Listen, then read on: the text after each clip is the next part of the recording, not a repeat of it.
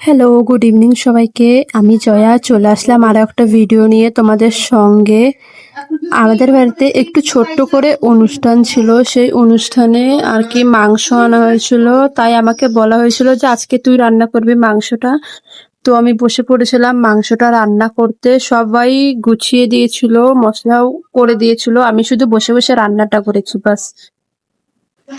Seriously বলছি, এত গরম ছিল কি বলবো, বলার মতো নেই। ওখানে আমি রান্না করছিলাম আর চারিদিকে সবাই বসে গল্প করছিল। একটু মজাও আসছিল, ভালোও লাগছিল। নতুন নতুন রান্না শিখে যাচ্ছি, বেশি লোকের ভারী লোকের রান্নাগুলো শিখে যাচ্ছি। তো রান্নাবাড়ি কমপ্লিট হওয়ার পরে সবাইকে খেতে দিয়ে দিয়েছিল। এই যে সবাই বসে পড়েছে পাতা নিয়ে, আমার ছোট বোনটাও দিচ্ছে। সবাই মিলে আর কি খাওয়া দাওয়া পরিবেশন করা হচ্ছিল। এই যে এখানে সব আমার পিসিগুলো আছে, পিসির মেয়েগুলো, তারপর আমার ভাগ্নি সবাই বসে আছে। এটা আমার দিদির মেয়ে।